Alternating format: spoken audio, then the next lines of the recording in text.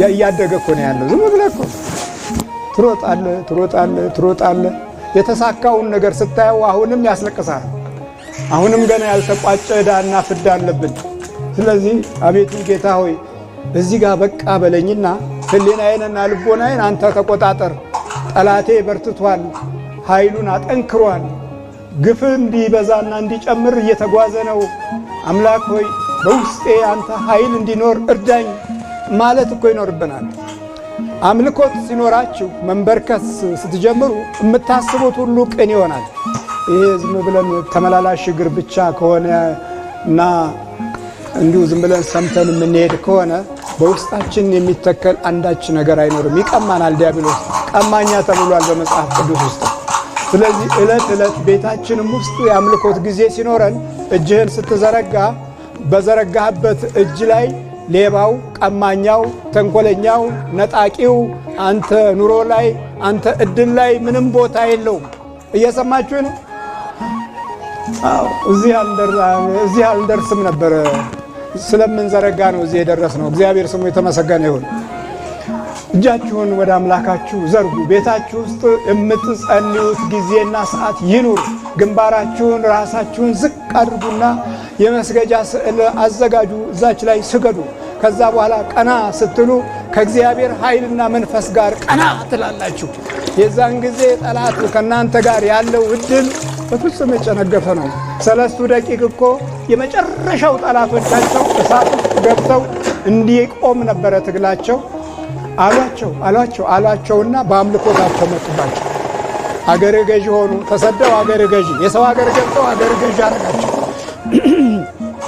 በሰው አገር ኖሮ አገር ገዢ ሆኑ። ከዛ እንዴት አድርገን እናጥፋቸው አሉ። የማጥፋ ዘዴ ፈለጉና ለንጉሱ የወርቅ ሐውልት ይተከልና እዛ እነሱ ሲገዱ ሲባሉ ስለማይሰግዱ ሌሊት ቀን የራሳቸው የሆነ መስገጃ ስላላቸው አሾክሻኪ ሞልቷል እኮ እና ለንጉሱ እንዲበላው አሾከሸኩ።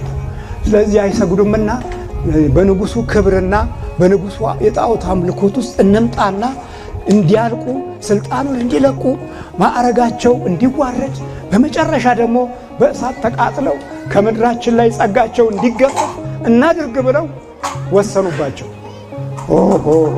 የሰገደ የተንበረከከ አይዋረድም። ይዋረዳል?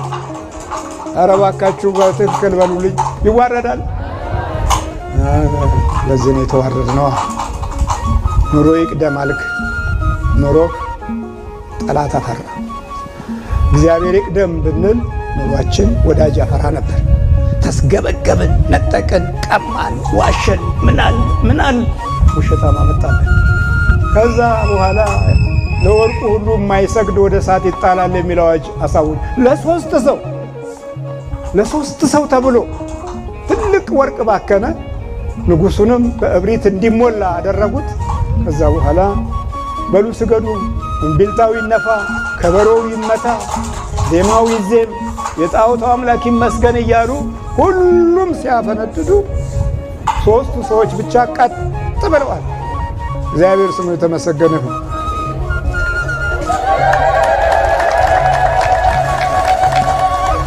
ቀጥ ማለት ትችላለህ ከእግዚአብሔር ጋር ስትሆን። እንዲህ ማጎንበስ አይደለም። ቀጥ ብለን ነው የምንሄደው።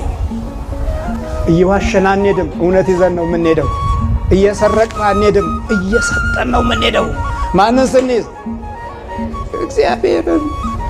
ልክ አይደለም። በዚህ በ21ኛው ክፍለ ዘመን ውስጥ ያለን ክርስትናችን በጣም ብዙ ጉድለቶች የሞሉበት ነው። ኧረ አምተን ነው የምናድረው፣ ሲነጋ የተቀመጠልን ሐሜት ነው። ሰርቀን ነው የምናድረው፣ ሲነጋ የተቀመጠልን ስርቆት ነው። ዋሽተን ነው የምናድረው፣ ሲነጋ የዘመን የጊዜ የመሪዎች ውሸት ነው የሚጠብቀን። አንደበታችንን ዘመኑ ይከተላል። እነዛ ልጆች ቀጥ ብለው ቆሙ። እሳት ተዘጋጀ። ኧረ ማን ነው ያልሰገደው? ከዚህ ሁሉ ሕዝብ ውስጥ ያልተደፋ ማን ነው?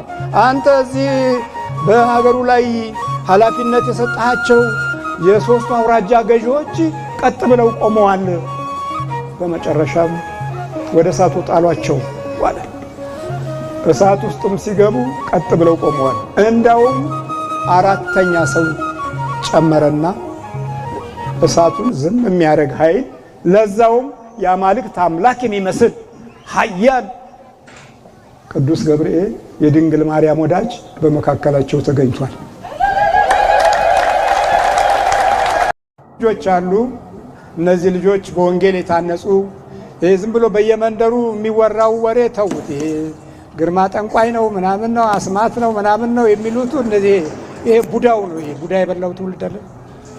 ቡዳው እንዳይነካበት ነው። ይሄ ውስጡ አብሮት የተወለደው እንዳይወጣበት የፈለገው ወሬኛ ነው። እሱ ወሬኛ ነው፣ ትርጉም የለውም እሱ።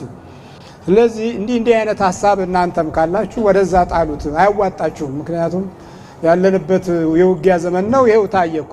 እነሱ እንዳሉት ከሆነ ይሄን መቅሰፍት የሚከላከል ኃይል ለምን አልኖራቸውም ታዲያ? ጸሎትም ከሆነ ለምን ይሄን አልተከላከለም? የተለከፈ ትውልድ ነው። ከነልክፍቱ ነው የሚያወራው። ክብር የራቀው ነው። ኤካቦድ ነው። ክብር የራቀው ትውልድ ነውና ይሄ እንዲህ አይነት ዳፍንታ ሞሬ አትቀበሉ እሺ።